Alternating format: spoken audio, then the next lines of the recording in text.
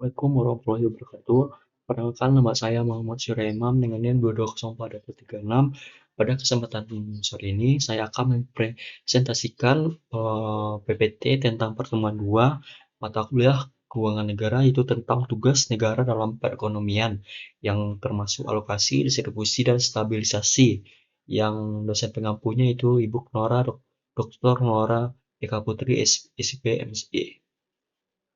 Baiklah, yang pertama yaitu peranan pemerintah dalam perekonomian. Tujuan bersama dalam perekonomian adalah untuk meningkatkan kesejahteraan.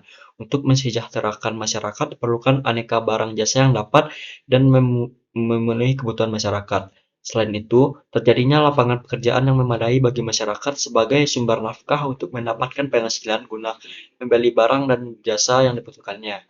Oleh karena itu, maka peran penting pemerintah di bidang ekonomi adalah bagaimana mendorong penyediaan barang dan jasa yang dibutuhkan dan diinginkan masyarakat, serta pembukaan lapangan pekerjaan sebagai sumber penghidupan bagi masyarakat. Selanjutnya itu peranan pemerintah dalam perekonomian. Yang pertama yaitu terjaminnya menyediakan barang dan jasa untuk masyarakat. Berbagai kebutuhan masyarakat dapat dikelompokkan pada dua kelompok besar, yaitu kebutuhan berbentuk barang serta kebutuhan berbentuk jasa.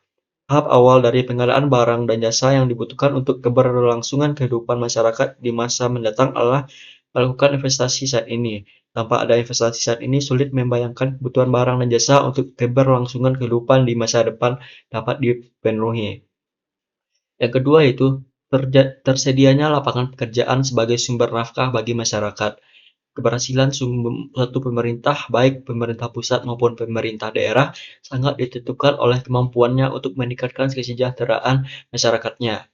Maka dari itu, pemerintah seyogianya perlu memikirkan kesejahteraan rakyat secara keseluruhan melalui penciptaan lapangan pekerjaan bagi rakyatnya. Adapun tugas dan kewajiban pemerintah, yaitu yang pertama yaitu fungsi alokasi.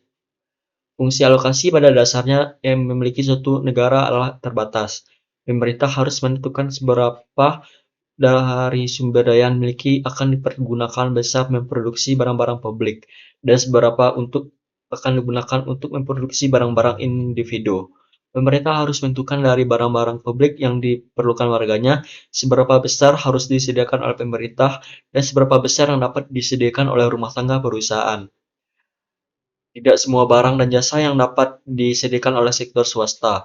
Barang dan jasa yang tidak dapat disediakan oleh sistem pasar ini disebut dengan barang publik, yaitu barang yang tidak dapat disediakan melalui transaksi antara penjual dan pembeli.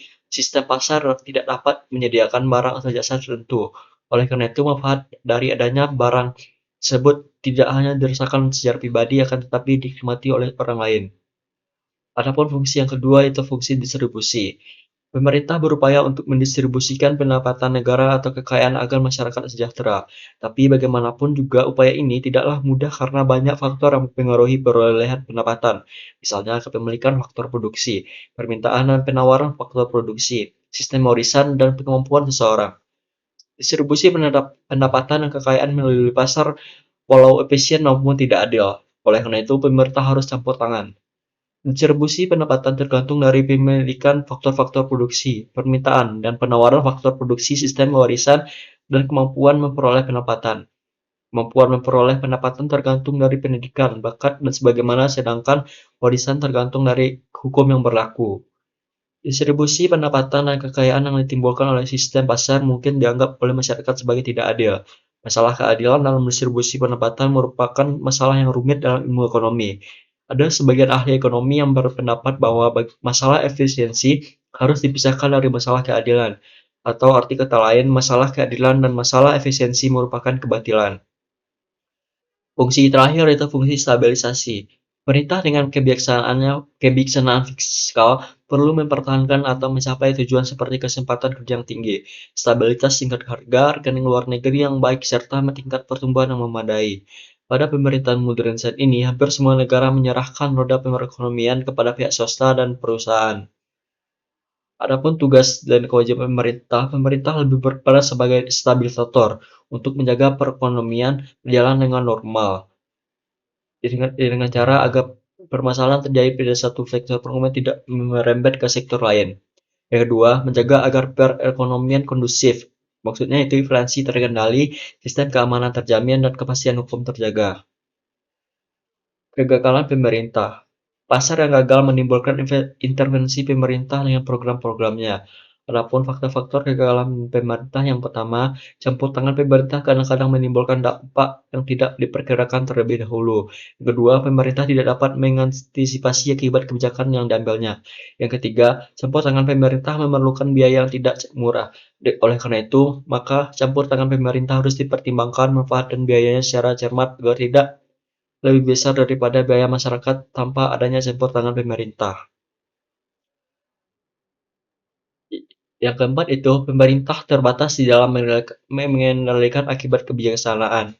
Yang kelima, adanya kegagalan dalam pelaksanaan program pemerintah. Yang keenam, pemerintah pada hakikatnya memberikan pelayanan pada kelompok tertentu atau kepentingan tertentu dan mungkin memiliki kepentingan sendiri. Serta yang terakhir, perilaku pemegang kebijakan pemerintah yang bersifat mengejar keuntungan pribadi. Sekian presentasi saya pada kali ini. Jika ada salah, mohon maafkan. Assalamualaikum warahmatullahi wabarakatuh.